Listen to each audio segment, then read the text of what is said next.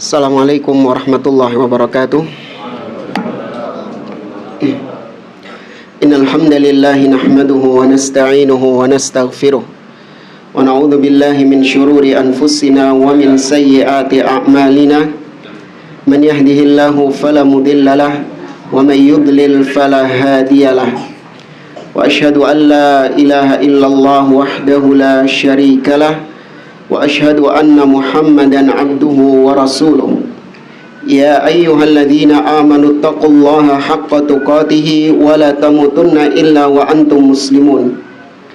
Ya ayyuhan nasu taqu rabbakumul ladzi khalaqakum min nafsin wahidah wa khalaqa minha zawjaha wa batha minhuma rijalan katsiran wa nisaa'a wattaqullaha alladzi tasaaluna bihi wal arham innallaha kana 'alaikum raqiba.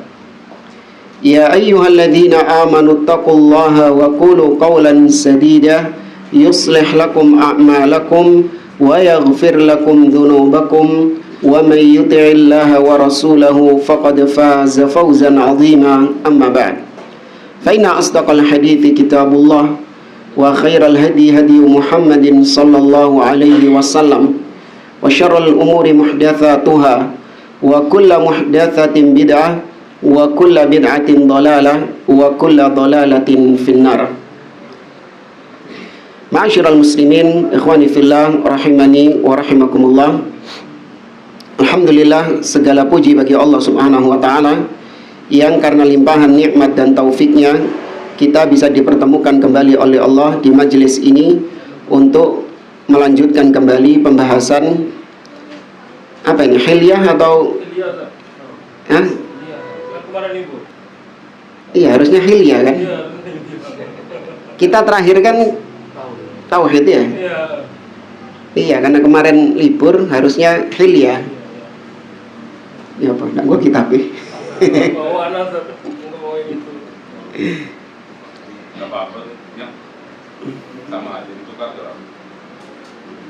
Ya kalau kita nggak masalah, kitabnya di sini semua gitu loh.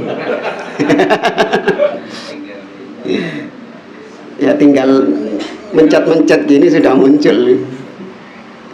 Yang pakai kitab fisik ini yang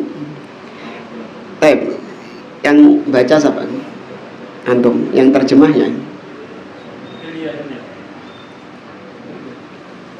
Gak ada yang bawa terjemahnya.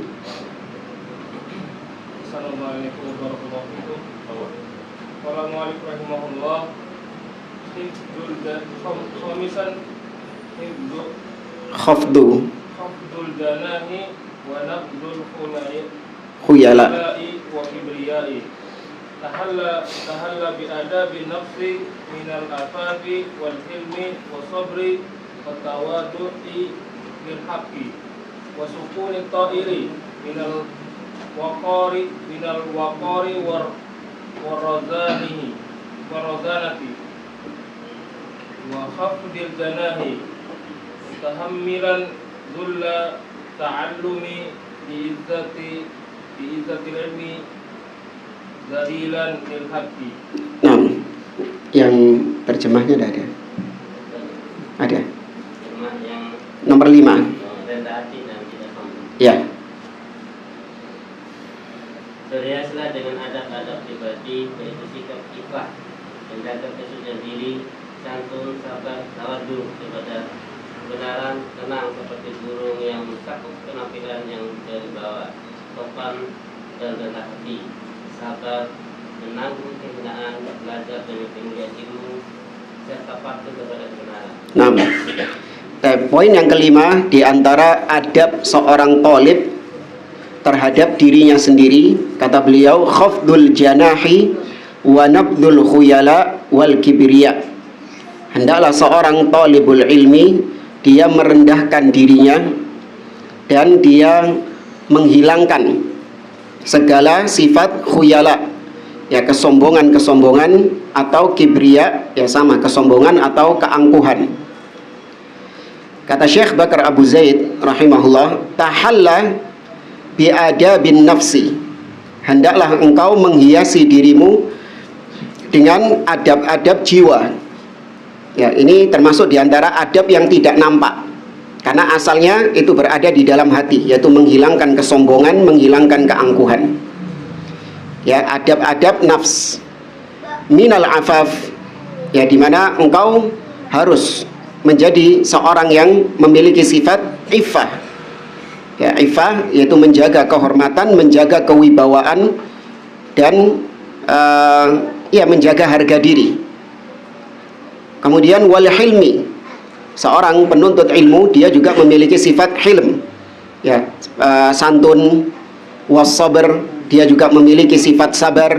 Wat tawadhu' lil haqqi, dan dia merendahkan dirinya terhadap kebenaran. Wasukunit ta'ir, ya, seorang yang atau seorang talibul ilmi, maka hendaklah dia menjadi orang yang sukun, yakni bersikap tenang. Minal waqari warrazanati, di mana dia menjaga kewibawaannya dan menjaga kehormatannya. Wa khafdil janah, diulangi lagi kata beliau, dan dia merendahkan dirinya. Mutahammilan dzullat ta'allumi li'izzatil ilmi, ya, di mana dia menahan diri dari segala ketidakenaan yang dia alami ketika belajar, penderitaan yang dia alami ketika belajar, li'izzatil ilm, demi untuk meraih kemuliaan ilmu. Dzalilan lil haq, dan dia menjadi orang yang dzalil, yang rendah untuk mendapatkan kebenaran. Ya, menjadi orang yang rendah untuk kebenaran, al-haq. Dan kita baca syarahnya di sini dari Syekh Muhammad bin Shalih Al-Utsaimin, kata beliau, ucapan beliau, yakni ucapan penulis Syekh Bakar Abu Zaid yang mengatakan tahalla bi adabin nafsi minal afafi wal hilmi was sabri wat tawadhu'i lil haq.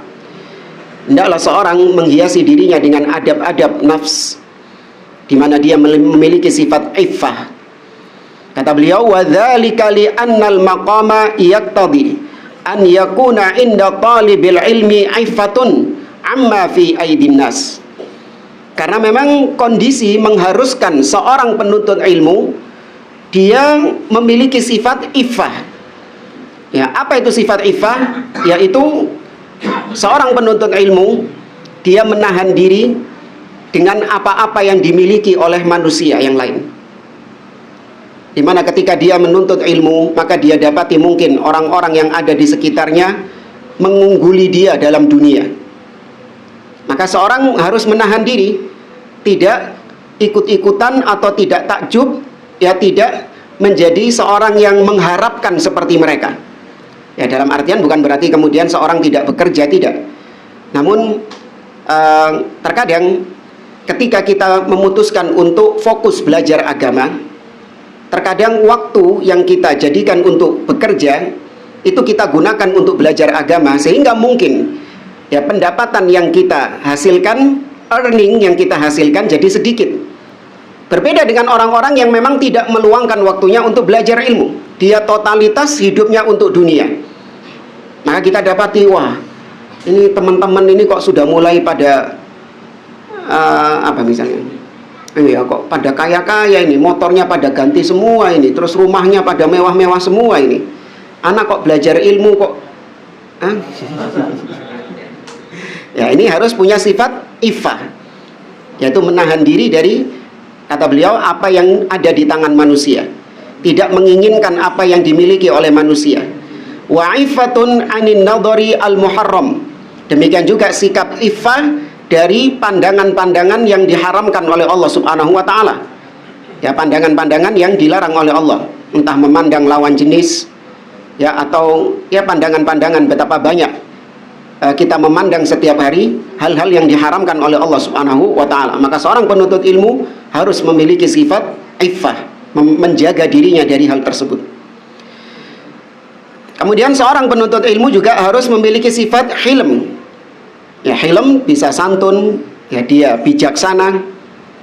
La yu'ajilu bil uqubah idza asaa ilaihi ahadun. Dia tidak tergesa-gesa untuk menghukum seseorang apabila ada seseorang yang berbuat buruk kepadanya. Ya, dia tidak tergesa-gesa. Misalnya ada yang garai di jalan gitu misalnya. Kadang ada orang kalau digarai sidik di jalan langsung, wah, diuber langsung. Wah, kurang ajar ini, perlu dikasih pelajaran ini. Iya. Padahal siapa? Polisi juga bukan. Ya kan, perlu dikasih pelajaran ini. Maka seorang penuntut ilmu tidak memiliki sifat ketergesa-gesaan seperti ini. Wasabrun, hasilnya dia bersabar. Ala ma yahsulu lahu minal adza mimma yasma'uhu. Dia bersabar dari apa-apa yang dia dengar berupa gangguan-gangguan, celaan-celaan, bulian-bulian. Ya, maka dia tetap harus bersabar. Bersabar di sini dia tetap berada di atas jalan ilmu. Dia tidak tinggalkan majelis ilmu, dia tidak tinggalkan statusnya sebagai thalibul ilmi.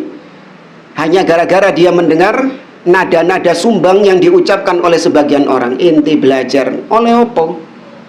Ya kan, dapat apa? Dapat uang enggak? Ya kan, dapat jabatan juga enggak? Ya, lihat kita. Ya, kita dapat dunia. Adapun agama, ya sudah, kita jalankan apa yang sudah kita ketahui saja. Nggak perlu kemudian kita sampai mendalam-dalaminya terlalu dalam, kata dia. Dapat apa? Ya, dapat nada-nada sumbang seperti ini, harus tetap bersabar, yaitu tetap stay di jalan ilmu ini. Jangan kemudian malah putus dari ilmu. Kena omongan kayak tadi langsung putus dari ilmu. Imma min ammatin nas wa imma min aqranihi wa imma min muallimihi falyasbir wal yahtasib. Karena bisa jadi ucapan-ucapan yang nggak enak tadi, nada-nada sumbang tadi yang diucapkan kepada penuntut ilmu, bisa jadi itu muncul dari keumuman manusia, atau bisa saja muncul dari orang-orang yang dekat dengan kita, atau bahkan mungkin kata-kata yang tidak mengenakkan tadi, nada-nada sumbang itu justru muncul dari muallim, seorang guru, seorang ustadz. Ya, karena mungkin ada ustadz yang mungkin omongannya nyelekit, ya, pedes. Ya, ada yang memang di atas kebenaran, ada yang memang batil. Ya, ada yang memang batil. Ya, seperti kita dengar salah seorang dai, dia pernah mengatakan bahwasanya antum kalau cuman belajarnya itu hanya sekedar kajian-kajian saja, antum nggak pinter-pinter. Ya, dia bilang kayak gitu. Antum ini kalau belajarnya itu cuman kajian, ikut-ikut kajian saja, ya antum nggak bakalan pinter. Lihat, dia menolak semua ilmu. Seandainya dia mengatakan antum kalau belajarnya cuman kajian-kajian saja, ya maka antum hanya mendapatkan sedikit dari ilmu. Tapi kalau antum selain ikut kajian-kajian, antum juga memperdalam bahasa Arab misalnya, maka antum lebih banyak mendapatkan ilmu. Itu maksud sang ustadz tadi itu harusnya. Paham ya? Tapi dia ngomongnya tidak enak. Dia bilang, antum kalau ngaji cuman ikut kajian-kajian seperti ini, artinya antum kalau nggak belajar bahasa Arabnya, antum cuman ikut kajian-kajian yang bahasa Indonesia kayak gini, antum nggak pinter-pinter. Nah, ini kan mematahkan semangat penuntut ilmu. Akhirnya orang-orang yang di kajian jadi apa? Males, ya wes kayak opo gak barai pinter kok. Down akhirnya. Nah, ini keliru. Seandainya dia mengatakan bahwasanya seperti tadi, antum kalau cuman belajar kajian-kajian saja, maka antum hanya mendapatkan sedikit daripada ilmu. Kalau antum ingin mendapatkan ilmu yang lebih banyak, maka antum juga belajar bahasa Arab. Sehingga dengan itu antum bisa membaca kitab-kitab para ulama atau mendengarkan kajian-kajian para ulama yang berbahasa Arab, antum paham dengan apa yang mereka ucapkan. Itu antum akan lebih banyak mendapatkan ilmu. Itu baru benar. Ya, tidak bikin down. Ya. Kemudian kata beliau, wa tawadhu lil haqqi wa kadzalika lil khalqi. Hendaklah seseorang tawadhu, merendahkan diri untuk kebenaran dan juga merendahkan diri kepada sesama makhluk. Fattawadhu lil haqqi bimakna. Maka tawadhu, merendahkan diri untuk kebenaran, hak, maknanya adalah annahu matabana lahul haq khada'a lahu. Kapan dia nampak jelas kebenaran baginya, maka dia merendahkan dirinya untuk menerima kebenaran tersebut. Ya, bukan terus sombong.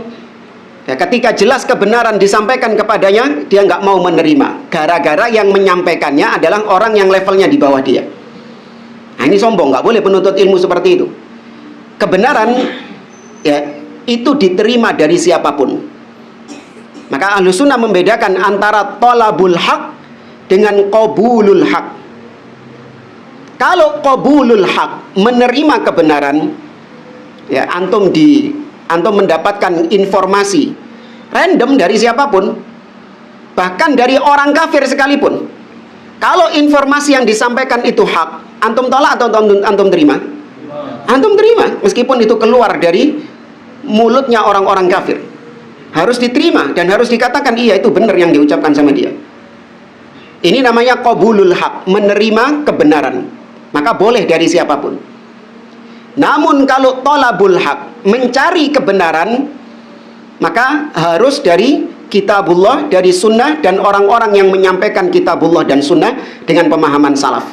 Nggak boleh dari sembarang orang, apalagi orang kafir, dengan alasan ambil baiknya, buang buruknya. Enggak. Ya kalau diibaratkan seperti misalnya antum kalau nemu emas di tumpukan sampah, ya, antum ambil atau antum biarkan emas ya? Diambil, ya. Tapi nggak boleh langsung dimiliki, diumumkan dulu. Ya. Tapi intinya kan diambil kan? Ya, diambil. Tapi apakah maknanya berarti kemudian antum nyari emas di tumpukan sampah, gara-gara nemu emas di tumpukan sampah, antum eker-eker sampah? Enggak kan? Kalau mau cari emas di mana? Tambang atau toko emas. Iya, itu tempatnya nyari emas. Tapi kalau ada emas di sampah, ya diambil. Ya. Di antara dalilnya adalah kisah siapa? Sahabat yang pernah diajari sama iblis doa sebelum tidur. Abu Hurairah. Ya, Abu Hurairah ketika ditugaskan menjaga Baitul Mal, maka didatangi oleh iblis yang menjelma menjadi manusia. Kemudian ditangkap oleh Abu Hurairah dan dia minta untuk dilepaskan. Maka keesokan paginya dilaporkan kepada Nabi SAW. Nabi mengatakan bahwa nanti malam dia balik lagi. Temenan balik lagi kedua kalinya. Setelah ketangkap minta untuk dilepaskan. Dia janji tidak akan mengulanginya, maka dilepaskan. Dan Nabi mengatakan nanti malam balik lagi. Maka malam itu balik lagi, namun Abu Hurairah tidak melepaskannya. Namun kata orang ini, aku ajarkan kepada engkau doa sebelum tidur. Idza awaita ila firashik faqra ayatal kursi. Kalau kau mau beranjak ke tempat tidurmu, maka bacalah ayat kursi. La yazalu 'alaika minallahi hafizun wa la yaqrabuka syaitanun hatta tusbiha. Allah senantiasa menjagamu dan kau tidak akan didekati oleh syaitan sampai keesokan pagi. Ini yang ngajari doa sebelum tidur atau yang ngajari zikir sebelum tidur iblis, syaitan. Tapi sama Abu Hurairah karena ini bukan dari Rasul, nggak langsung diamalkan. Ini lihat fikihnya sahabat, pemahamannya sahabat. Diajari sama orang nggak jelas tentang zikir sebelum tidur, bahkan zikirnya itu ayat kursi, ayat yang paling mulia di dalam Al-Quran, nggak langsung diamalkan sama Abu Hurairah. Tapi apa dulu? Tanya dulu kepada Rasul. Ketika itu Rasul membenarkan, shadaqaka wa huwa kadzub. Iya, dia jujur kepadamu, namun dia itu sebenarnya pendusta. Dzaka syaitan, itu adalah syaitan atau iblis. Ya, maka di cross check dulu. Bukan terus dapat kan ayat kursi Ustaz. Ya kan, langsung diamalkan. Masa baca ayat kursi dosa? Ya kan pemahamannya orang kayak gitu sekarang.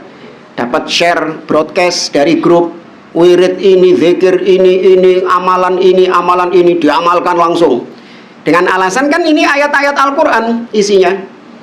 Ya, tanpa di cross check terlebih dahulu apakah itu dari Nabi SAW atau bukan. Ya, maka pemahaman Abu Hurairah nggak langsung diamalkan, tapi ditanyakan dulu kepada Rasul SAW. Maka yang dilakukan Abu Hurairah itu apa? Qabulul haq atau thalabul haq? Qabul, menerima kebenaran. Tapi ketika Abu Hurairah diberitahu bahwa itu adalah syaitan, itu adalah iblis, maka nggak ada ceritanya kemudian Abu Hurairah ngaji sama iblis, belajar sama iblis, nyari kebenaran pada iblis, nggak ada. Oke. Maka seorang yang dikatakan oleh beliau tawadhu terhadap kebenaran, yaitu ketika nampak kebenaran baginya, maka dia harus menerima kebenaran tersebut. Ya, Jangan kemudian dia sombong menolak kebenaran dengan alasan ente ini siapa? Ya kan, masih kecil, ya, kencing belum lurus, ya, bau kencur, anak kemarin sore masih ingusan, sudah sok-sokan ngajari saya. Saya ini belajar sudah puluhan tahun. Ya, saya ini sudah belajar sama syekh ini, syekh ini, syekh ini. Gelar saya itu dokter ini dan ini. Sombong, tidak mau menerima kebenaran. Padahal sudah jelas kebenaran atasnya. Namun dia nggak mau menerimanya karena khawatir malu. Ya, karena malu. Ya, maka seorang penuntut ilmu tidak boleh malu. Nah, nggak perlu dokter juga yang punya sifat seperti ini harusnya. Kita orang tua terkadang diingatkan sama anak-anak kita yang masih kecil. Iya, kita terkadang diingatkan sama anak-anak kita yang masih kecil. Kalau itu adalah kebenaran, terima. Ya, berapa banyak anak-anak itu ngeluh, Ustadz, saya habis dimarahi sama ayah. Kenapa? Ya, gara-gara saya sampaikan kepada ayah tentang haramnya rokok. Ya, iya, tentang haramnya rokok. Atau juga tentang haramnya musik. Saya sampaikan kepada ayah. Saya awalnya husnudon kepada ayahnya, suudon kepada anaknya ini. Saya bilang, kamu paling cara nyampaikannya salah. Kau nyampaikannya mungkin kurang ajar. Nggak boleh. Meskipun kau berada di atas kebenaran, ayahmu berada di atas kesalahan, kau nggak boleh kemudian memberitahukan kebenaran itu dengan cara-cara yang nggak patut. Dengan nada tinggi, bentak, ya, atau mungkin rokok langsung diambil, diinjek-injek gitu. Saya pikir gitu. Ternyata enggak, Ustaz. Ya, saya nasihati dengan sebaik-baik nasihat. Ya, dengan kata-kata yang lemah lembut, bukan dalam rangka menggurui, enggak. Ya, tapi tadi tetap ditolak dengan alasan tadi, oh poe kon niku sik cilik sana. Ya, sana enggak usah ganggu ayah. Nah, ini bukan menunjukkan sikap seorang penuntut ilmu. Ya, karena memang ayahnya enggak menuntut ilmu.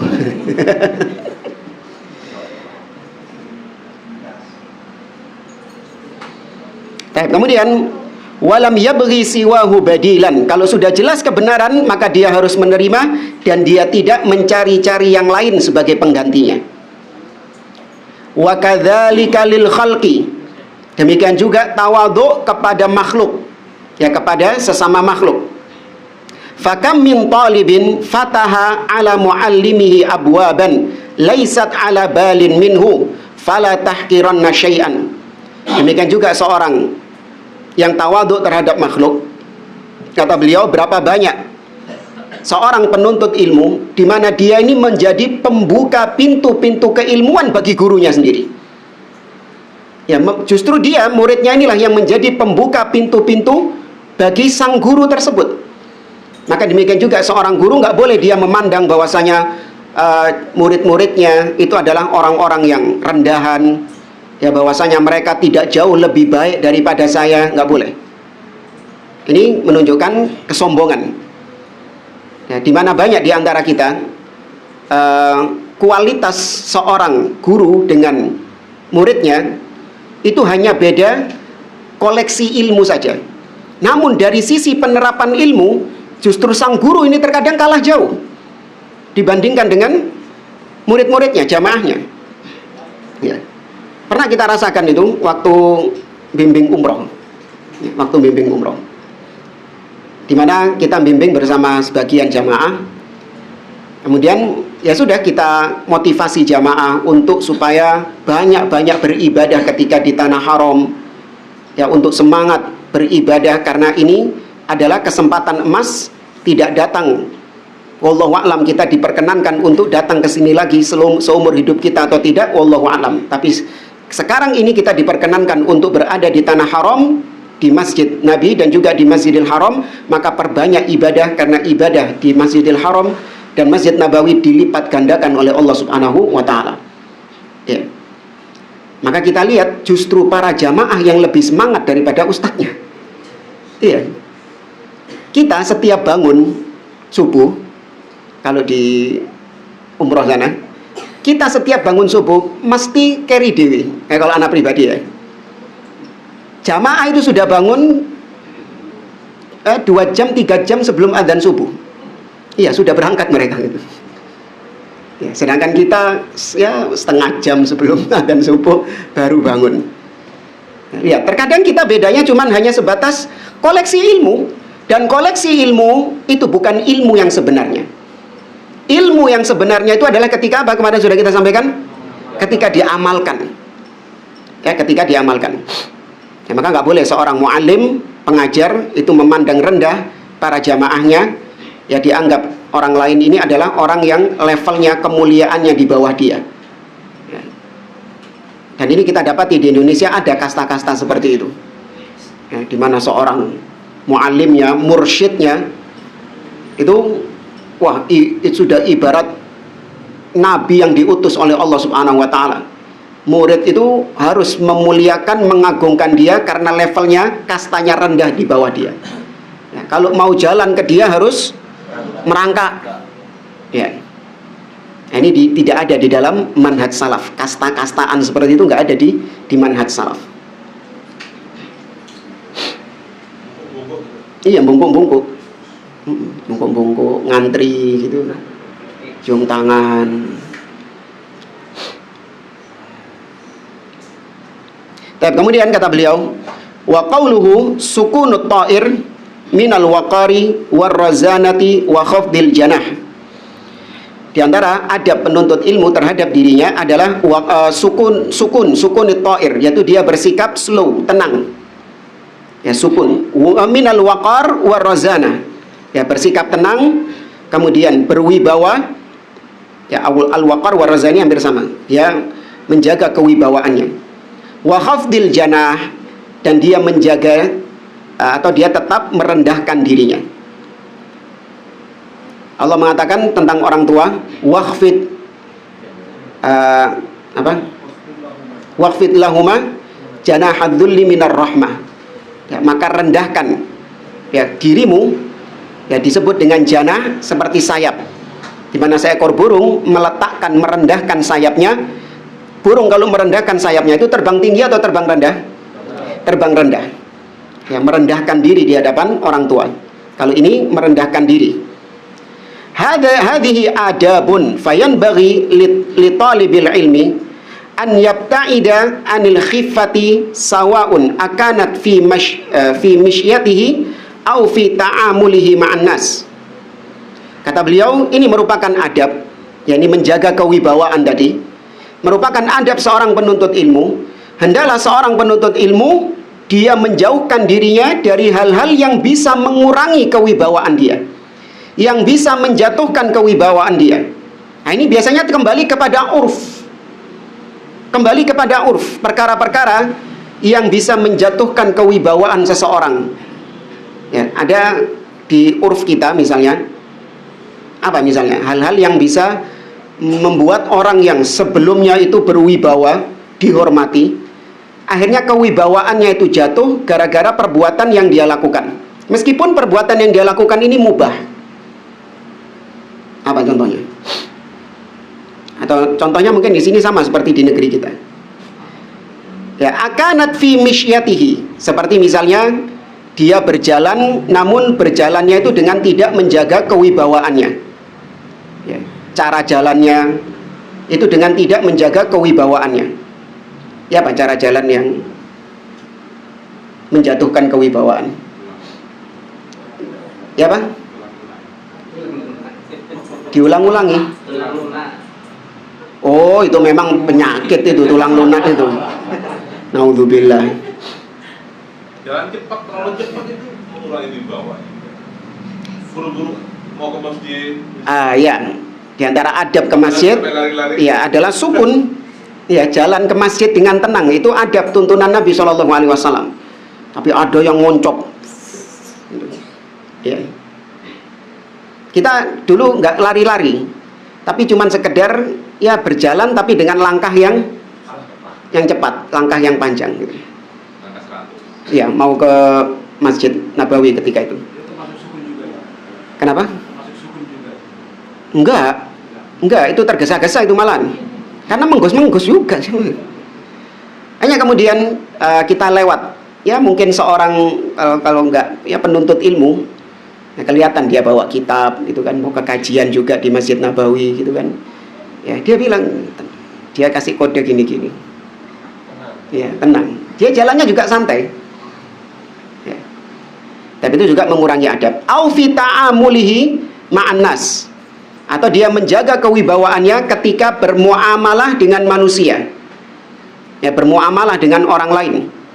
Wa alla yukthira minal qahqahati allati tumitul qalb. Ya, qahqahah ini adalah tertawa yang terbahak-bahak sampai rahangnya sakit gitu. Ya, sampai rahangnya sakit. Bukan nggak boleh tertawa, bukan. Tapi antum dapati kalau ada seorang penuntut ilmu, apalagi seorang ustadz, tertawa itu sampai ngakak-ngakak, gulung-gulung, sampai sampai keluar air mata. Ini menjatuhkan kewibawaannya. Ya, ingat sekali lagi, bukan nggak boleh tertawa, boleh. Namun tetap harus menjaga kewibawaan. Jatuh wibawa seseorang ketika tertawa demikian itu. Di mana tertawa itu, kata Nabi SAW, fa inna kathratad dhahik tumitul qalb. Karena sesungguhnya banyak tertawa atau tertawa yang berlebihan itu bisa mematikan hati. Wa tudhibul waqar, dan bisa menghilangkan kewibawaan. Bal yakunu khafidhan lil janah muta'addiban bil adabil lati taliku bi talibil ilm. Bahkan hendaklah seorang penuntut ilmu menjadi orang yang merendahkan dirinya, menghiasi dirinya dengan adab-adab yang memang sesuai dengan penuntut ilmu. Kemudian ucapan Syekh Bakar, di mana beliau mengatakan mutahammilan dzullat ta'allum li'izzatil ilm. Seorang penuntut ilmu, dia menahan dirinya dari penderitaan dalam belajar. Ya, dia menahan dirinya dari penderitaan dalam belajar li'izzatil ilm, demi untuk meraih kemuliaan ilmu. Hada qaulun jayyid, kata beliau. Ini merupakan ucapan yang bagus, kata Syekh Utsaimin. Yakni annaka law adlalta nafsaka bitta'allum, yaitu maksudnya adalah apabila engkau membuat dirimu menderita, bukan berarti membuat menderita kayak Syiah gitu terus nyambung-nyambung gitu, bukan. Artinya kau mencapekkan, melelahkan dirimu demi untuk ta'allum, demi untuk belajar. Jadi memang harus ada ta'ab jamaah dalam belajar itu. Ya, saya tadi ingat nasihat dulu awal-awal belajar dari Al-Ustadz Abdurrahman bin Abdul Karim At-Tamimi. Beliau mengatakan la budda minat ta'ab. Talibul ilm la budda minat ta'ab. Ya, kurang lebih kata beliau, seorang penuntut ilmu itu harus capek, harus lelah. Ya, nggak bisa kemudian dia pengennya apa, enak-enakan, nyantai gitu, nggak mau capek, nggak mau repot, nggak mau lelah, nggak bisa. Iya, la budda minat ta'ab, harus capek. Nah, ini yang artinya menderitakan dirimu. Menderitakan diri di sini bukan terus nggak mau makan demi untuk belajar, enggak. Atau nggak mau nggak mau nikah, repot ini. Jalan kaki ke Assalam. Ya, penderitaan. Capek kan diri. Ya. Assalam. Melelahkan diri. Kata beliau, seandainya engkau menghinakan atau menderitakan, membuat dirimu menderita untuk belajar, fa innama tatlubu izzaha bil ilm, maka sesungguhnya engkau sedang mencari kemuliaan dengan ilmu itu. Gini jamaah, jangankan mendapatkan kemuliaan ilmu, di mana kemuliaan ilmu ini bisa mengantarkan seseorang kepada surga, kan gitu kan? Ya, diantara buah dari ilmu yang kita pelajari ini, ujung-ujungnya dengan ilmu itu kita pengen kemana? Ke surga. Ya, bukan untuk supaya dunia, bukan. Jangankan surga, untuk mendapatkan kenikmatan-kenikmatan duniawi saja, atau yang disebut oleh orang-orang dengan surga dunia, maka tadi sama, la budda bitta'minat ta'ab. Seorang itu harus capek, lelah. Antum lihat orang-orang yang mungkin diberi kekayaan oleh Allah, antum ngelihatnya cuma ketika sudah apa? Sudah kaya, sudah sukses. Coba tanya dulu ketika waktu kecil gimana? Dapat warisan dari orang tuanya.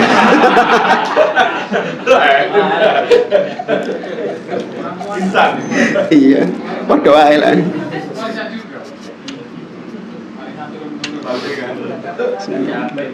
Banding warisan, nggak banding tulang. Bapaknya yang capek.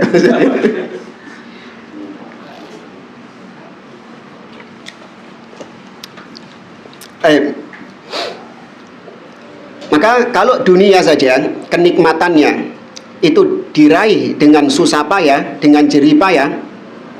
Bahkan orang-orang yang sukses dulu, ya katakanlah mungkin dokter yang mungkin sudah ya, luar biasa mendapatkan kesuksesan, berada di puncak karirnya, ya mungkin dia ya sudah apalah, mungkin megang rumah sakit sekian kan. Ya, coba ceritakan dulu bagaimana dulu ketika dia belajar, ya itu sampai ngantuk, sampai ya, macam-macam penderitaan yang dia alami. Maka la budda minat ta'ab.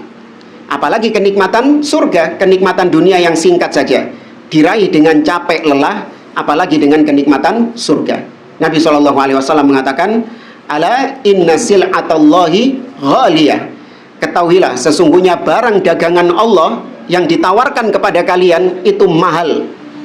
Ala inna sil'atallahi al-jannah. Ketahuilah bahwa barang dagangan Allah yang Allah tawarkan kepada kalian itu maksudnya adalah al-jannah, surga. Ya, maka barang mahal itu harus diraih dengan perjuangan. Ya, namanya barang mahal harus diraih dengan perjuangan, nggak bisa dengan santai-santai. Antum pengen punya mobil, antum pengen punya motor, pengen punya rumah, bisa santai-santai? Hah? Bisa, tinggal KPR. Kan gitu. Iya.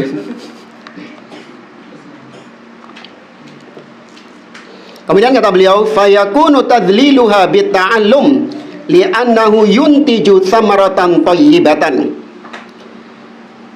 Maka ketika Anda ingin mendapatkan kemuliaan ilmu, maka jadilah kemuliaan ilmu itu didapatkan dengan engkau membuat dirimu menderita dalam belajar. Ya, membuat dirimu mengalami kecapean, kelelahan dalam belajar. Cuman ya tadi, jangan disalahartikan harus capek, harus lelah, sampai sakit opname. Wah, ini luar biasa berarti ini dalam belajar. Enggak gitu juga. Intinya nggak boleh mau enaknya tok, mau instan. Karena dengan ilmu itu akan membuahkan thamrah thayyibah, thamarah thayyibah, akan mendapatkan buah yang baik. Kita lanjutkan. Selanjutnya, wa alaihi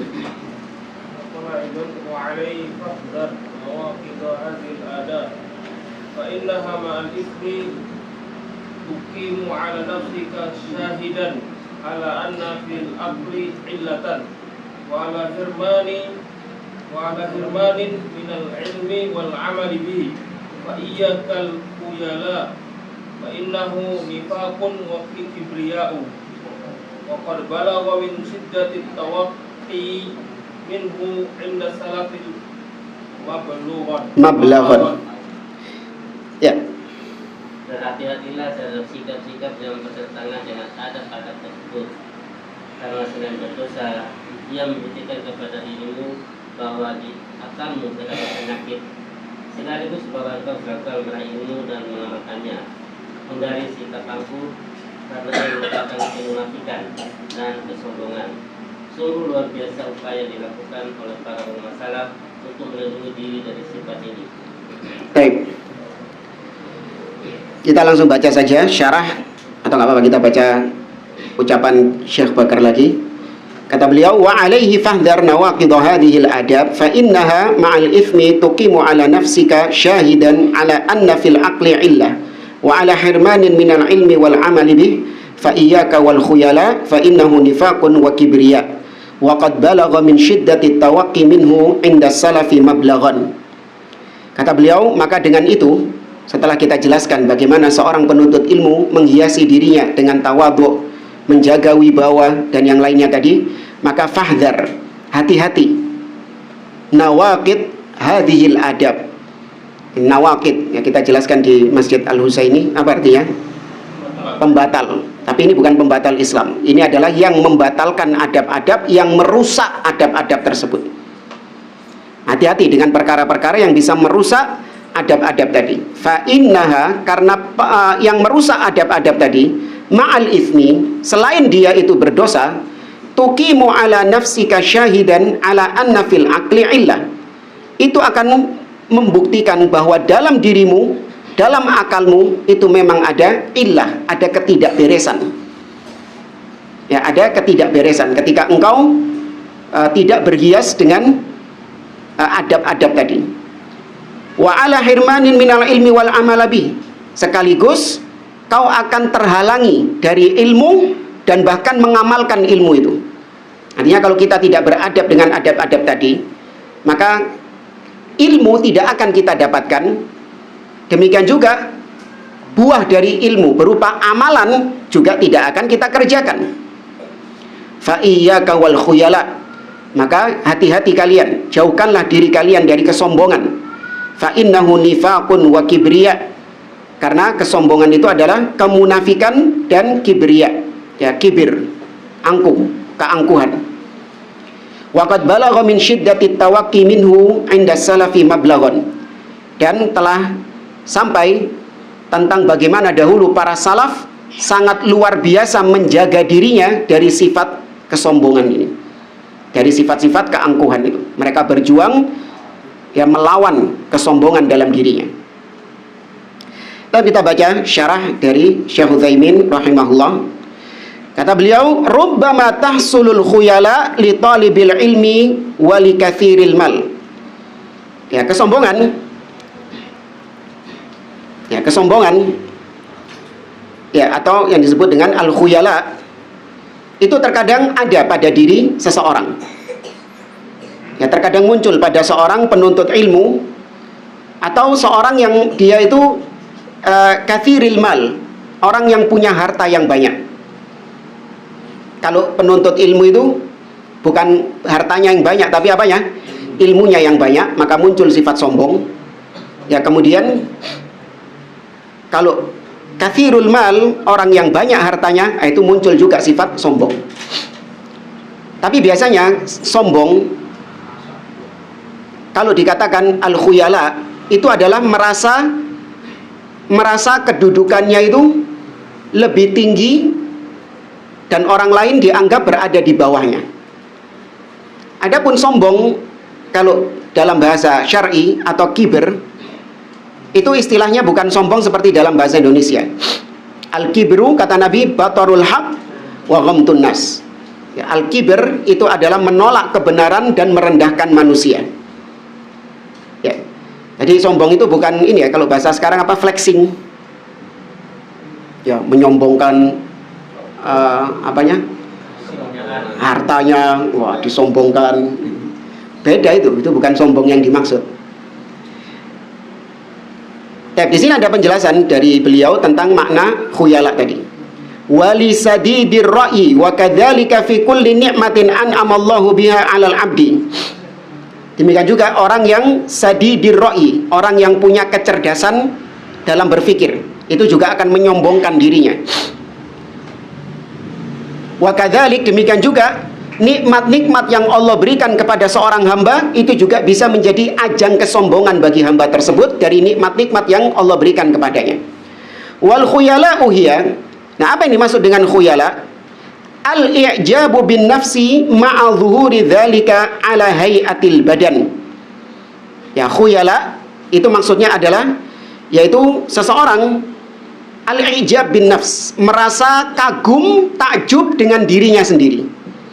Ketika mungkin sudah hafal Quran, wah delok iki durung hafal kabeh iki wong-wong iki. Ya, ketika mungkin sudah khatam kitab ini, ngaji kitab ini, tahu ilmu ini, lihat orang-orang dianggap bahlul kabeh iki wong-wong iki. Ih goblok kabeh iki wong-wong. Ya, ini namanya khuyala. Dikira yang tahu itu cuma dia tok. Dikira satu dunia ini yang tahu cuma dia tok. Ini orang, iya, i'jabun nafs. Dia kagum terhadap dirinya sendiri. Ma'al dhuhuri dzalik. Di samping itu, dia tampakkan kekagumannya itu, dia tampakkan apa yang dia miliki itu ala hayatil badan, dalam penampilannya.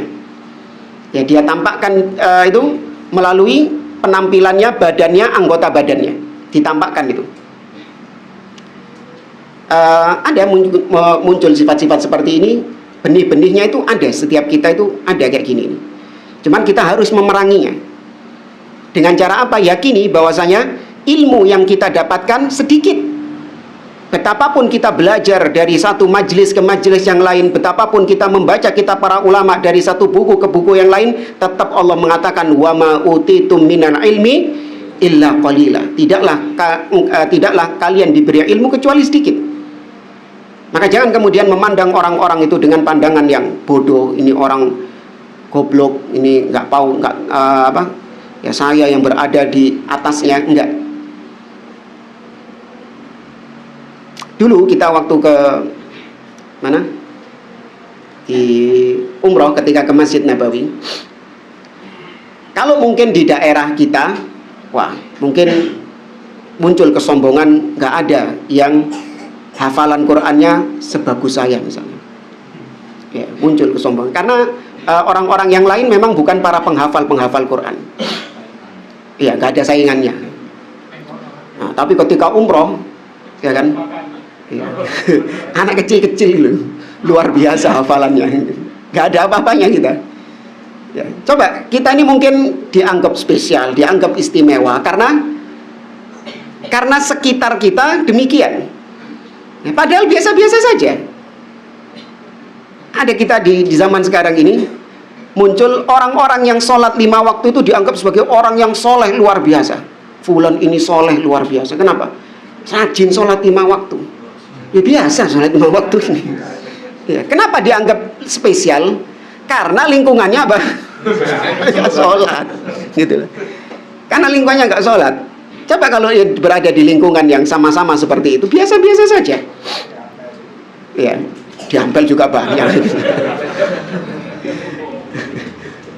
Ya, maka jangan kemudian kita menyombongkan diri kita, merasa bahwasanya kita ini sudah on the top. Ya, kita ini sudah di atas. Sudah Syekhul Islam, ya, meskipun nggak diucapkan ya, tapi jangan sampai ada pandangan demikian sehingga memandang semua orang itu sebagai orang-orang yang di bawah dia rendah. Boleh kalau misalnya kita dalam rangka untuk menjelaskan jalan yang kita tempuh, boleh kita mengatakan bahwa jalan yang saya tempuh itu lebih benar daripada jalan yang Anda tempuh. Ini bukan mentazkiyah diri sendiri, tapi mentazkiyah apanya? Jalannya, awas dibedakan. Karena ada orang-orang nuduh kita, salafi itu merasa paling benar. Ya, yang lain di luar salafi dianggap salah, dianggap menyimpang, dianggap sesat. Maka kita jawab, kalau yang kau maksud adalah manhajnya, iya. Loh, antum berpegang dengan manhaj salaf, antum merasa nggak manhaj salaf itu paling benar? Harus wajib loh. Apa antum ragu? Ojo-ojo manhaj salaf ini salah. Atau Islam lah. Antum memegang agama Islam, beragama Islam ini, apakah antum ragu dengan kebenaran Islam ini? Merasa benar kan berarti kan? Adapun selain Islam, antum ragu? Enggak. Karena yang sedang kita bahas adalah agamanya, bukan diri kita. Maka boleh kita mengatakan bahwa jalan yang saya tempuh, manhaj yang saya pegang, itu hak daripada manhaj yang dia pegang. Adapun kalau orangnya, ya, maka enggak. Saya tidak merasa lebih baik daripada dia. Kalau secara orang, mungkin dia meskipun jalannya salah di atas kebid'ahan, kalau dia bertobat kepada Allah, kemudian Allah terima tobatnya, dia kembali ke manhaj salaf. Sedangkan saya justru yang berada di manhaj salaf justru sombong, justru merasa suci, justru merasa sudah dijamin surga misalnya. Maka kalau secara person bisa kebalik, tapi kalau secara jalan tetap kita katakan manhaj salaf yang hak. Ya, adapun orang-orangnya enggak mesti di atas kebenaran. Kama jaa fil hadis, sebagaimana datang dalam hadis, man jarra thawbahu khuyala lam yanzurillahu ilaihi yaumal qiyamah. Barang siapa yang menjulurkan pakaiannya khuyala karena kesombongan, maka Allah tidak akan melihatnya pada hari kiamat. Ini larangan apa? Isbal. Nah, di sini kata para sebagian orang yang dilarang itu isbal itu kalau ada sombongnya. Tapi berarti kalau nggak sombong maka nggak apa-apa. Ada hadits lain kok. Iya, ma asfala minal ka'baini minal izari fa finnar. Apa-apa yang menjulur menutupi mata kaki maka di neraka. Nggak ada kata-kata khuyala. Bagaimana menggabungkan dua ini?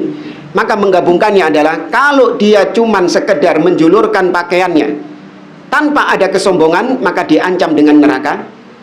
Tapi kalau dia menjulurkannya dengan kesombongan, maka dia dapat neraka dan juga dapat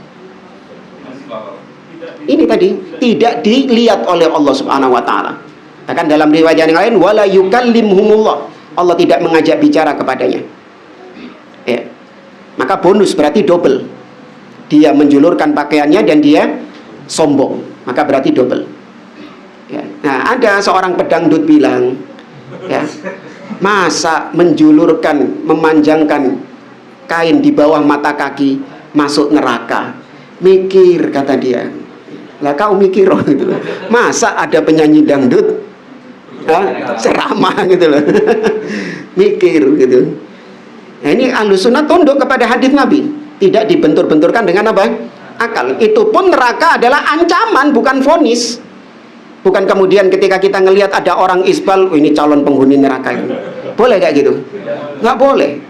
Ini sebatas wa'id, ancaman. Ya, itu pun nerakanya bukan neraka khalidina fiha abada. Karena ini masuk apa? Kekufuran, kebid'ahan atau kemaksiatan? Kemaksiatan. Kemaksiatan masih diampuni atau enggak? Masih diampuni. Fal ijabu yakunu bil qalbi faqat wa in dhaharat atharuhu fahuwa khuyala. Maka ujub, ya, kagum terhadap pencapaian-pencapaian diri itu terkadang cuma tersimpan di dalam hati. Itu pun juga nggak boleh, terlarang. Ya, karena seakan-akan menihilkan Allah sebagai yang memberikan ilmu. Jadi ujub itu jangan dianggap yang nggak boleh itu kalau ditampakkan. Enggak. Ujub di dalam hati, bangga dengan pencapaian-pencapaian, ini juga terlarang meskipun cuma tersimpan dalam hati. Kenapa? Karena menganggap Allah subhanahu wa ta'ala, bukan Allah yang memberikan ini kepada saya, namun yang memberikannya siapa? Usaha saya. Ya. Makanya diantara bentuk kita untuk memerangi ujub, yakini wa ma bikum min ni'matin faminallah. Nikmat apapun yang kalian dapatkan itu dari Allah. Antum diberikan ilmu, diberikan kecerdasan, diberikan kekayaan, diberikan harta, diberikan kesehatan, yakini itu semua dari siapa? Allah. Maka dengan itu nggak muncul ujub dalam diri kita.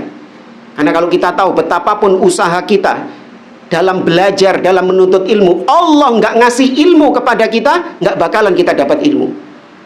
Dan itu banyak terjadi. Berapa banyak diantara orang-orang yang belajar ilmu dari satu majelis ke majelis yang lain, membaca kitab dari satu kitab ke kitab yang lain, tapi ketika selesai itu semua, kita tanya dengan satu pertanyaan, nggak tahu dia, nggak paham. Lu kan kau tadi ikut kajiannya? Iya ikut, tapi lupa. Lupa, dijadikan lupa sudah sama Allah. Iya, saya tadi ikut kajiannya, tapi ketiduran. Atau saya tadi hadir kajiannya, tapi nggak paham, nggak mudeng sama apa yang diucapkan sama ustadznya. Padahal jamaah yang lain mudeng kabeh. Cuman dia tok yang nggak mudeng. Duh, siapa yang jadikan mudeng nggak mudeng ini? Allah subhanahu wa ta'ala. Maka apa yang terus kita sombongkan? Apa yang kita banggakan? Apa yang kita kagumi kalau ternyata semua dari Allah azza wa jalla? Maka kalau ini ada dalam diri kita, maka kita tidak akan ujub. Wa qauluhu innahu nifaqun wa kibriya. Dan kemudian Syekh Bakar mengatakan bahwa itu termasuk kemunafikan dan kibria, kibir. Amma kaunuhu kibria fawadih. Adapun disebut sebagai kesombongan atau kibir, maka jelas. Ya, itu nggak jauh berbeda dengan khuyala tadi. Wa amma kaunuhu nifaqan fali annal insan yadhhar bimadhari akbar min hajmihil haqiqi. Wa hakadzal munafiq yadhhar bimadharil mukhlis an-nasih wa huwa laisa kadzalik. Nah tadi kenapa orang yang ujub tadi,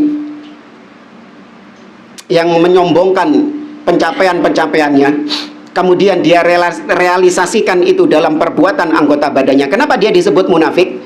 Karena dia mirip dengan orang-orang munafik, yaitu berpenampilan, berkelakuan tidak sebagaimana hakikatnya. Antum kalau pakai pakaian-pakaian yang apa, anak kecil lah, Coba disuruh pakai pakaian silat sabuk hitam, tendangannya langsung gitu. Padahal nggak bisa silat dia. Tapi dengan pakai pakaian silat sabuk hitam luar biasa, KB disepak yang beda. Semua ditendangi sama dia. Ya, demikian juga kita ya ketika menampakkan diri sebagai seorang yang alim, seorang yang berilmu, ini munafik. Dan banyak ini terjadi pada orang-orang yang berada di dunia maya. Bikin akun, ya kan, namanya Abu Fulan Al-Fulani As-Salafi, ya, Al-Athari, ya kan. Kemudian dia menampakkan, ya di dalam status-statusnya itu, isinya bahasa Arab semua, kitab-kitab. Dia tampakkan bahwasanya dia ini adalah seorang yang alim, ya. Bahkan diustadkan oleh orang-orang medsos. Ya, dipanggil ustadz yang komen-komen ini minta fatwa, tanya tentang masalah agama. Padahal jahil, padahal tidak memiliki ilmu. Ini sama seperti orang munafik tadi. Dia menampakkan sebagai seorang muslim, namun menyembunyikan apanya? Kekufurannya. Ini dia menampakkan sebagai seorang alim, tapi dia menyembunyikan kejahilannya, kebodohannya. Ya, maka hati-hati dengan akun-akun akun-akun dakwah, namanya nggak jelas, Abu Fulan Al-Fulani. Bahkan kalaupun dia diustadkan oleh orang-orang, ya, seorang muslim tidak gegabah, tidak bermudah-mudahan dalam hal tersebut. Nah, mungkin ini kita cukupkan. Insyaallah kita lanjutkan pada pertemuan yang akan datang. Wallahu a'lam. Kalau ada yang mau ditanyakan, fadhol.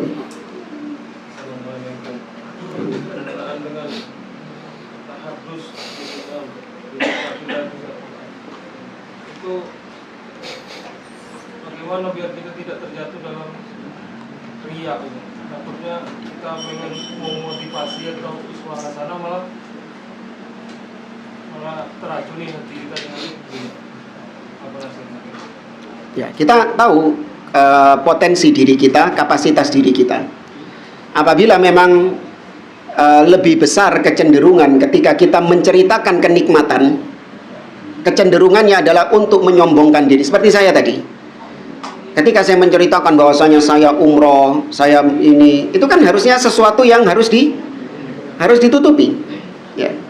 Namun kita tahu kapasitas diri kita, bahwasanya itu kita sampaikan bukan dalam rangka untuk menampakkan bahwa saya pernah umroh, saya pernah ke tanah haram, enggak. Tapi dalam rangka untuk wa amma bi ni'mati rabbika fahaddits, untuk menceritakan nikmat yang Allah Subhanahu wa taala berikan. Ya, dan kita tahu masing-masing. Antum nggak tahu kalau saya ngomong enggak, saya tadi cerita umroh itu ikhlas kok, saya nggak riya. Antum iya wae gitu kan. Yang tahu siapa? Ana. Yang tahu ana dengan Allah Subhanahu wa taala. Mungkin dalam diri ana ada unsur-unsur di situ ingin pamer kalau saya ini sering umroh misalnya. Ya. Nggak bisa justifikasi juga antum gitu loh maksudnya. Tapi yang tahu ana dengan Allah. Maka kalau antum nggak yakin, lebih condong kepada pamer tadi, maka lebih baik nggak usah. Ya, lebih baik nggak usah diceritakan.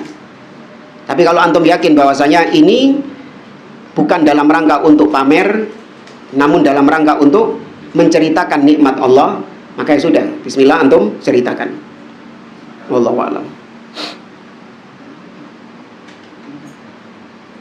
Ini alasan sebagian jamaah umroh juga itu. Ketika kita nasihati, jangan foto-foto, ya kan? Jangan foto-foto, foto ini, foto sini, terus diupload di status gitu kan?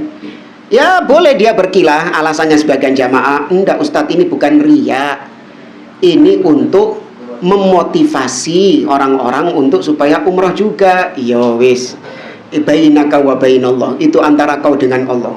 Pokoknya wis tak kandani. Untuk dapat ayat tadi, mama bini Iya, enggak, seharusnya pakai ayat itu tadi. Enggak. Ya, terserah. Tapi yang penting kita sudah menyampaikan. Dan terus urgensinya apa gitu loh. Ya kan, urgensinya apa? Kalau foto-foto kayak gitu, apalagi posenya itu pose-pose ini bergaya gitu loh. Pose-pose bergaya gitu. Kalau kamu ingin memotivasi orang-orang untuk umroh, sampaikan hadis-hadis tentang umroh, tentang pahala umroh. Sampaikan supaya mereka termotivasi untuk berangkat.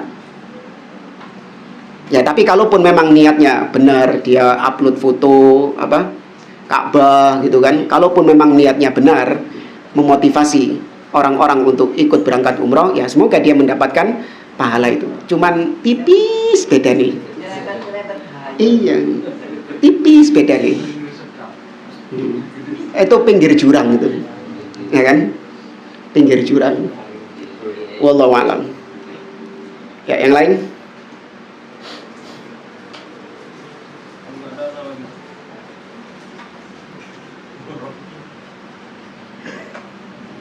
Betul.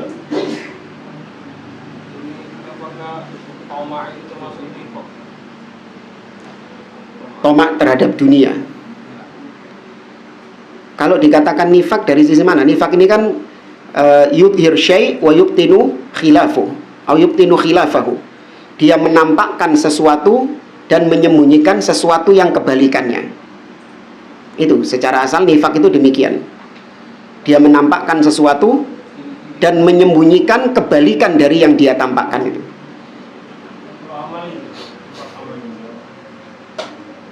Seperti apa contohnya tomak?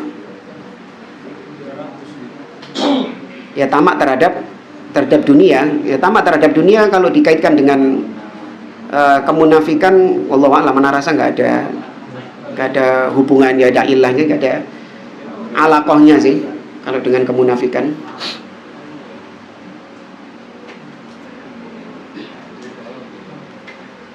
Tapi kalau larangan tamak terhadap dunia, ya banyak dari hadis-hadis Nabi, misalnya man kana hammuhu ad-dunya, man kanatid dunya hammahu ja'alallahu faqrahu baina ainaihi. Barang siapa yang menjadikan dunia sebagai tujuan utamanya dan cita-cita utamanya, maka Allah jadikan kemiskinan ada di antara kedua matanya. Ya, wala yatihi dunya illa ma qaddara alaihi, dan dunia tidak akan datang kepadanya kecuali apa yang sudah ditakdirkan. Nah, wallahu a'lam. Baik, cukup ya. Kita akhiri majelis kita, kurang lebihnya mohon maaf. Subhanakallahumma wa bihamdik, asyhadu an la ilaha illa anta, astaghfiruka wa atubu ilaik. Assalamualaikum warahmatullahi wabarakatuh.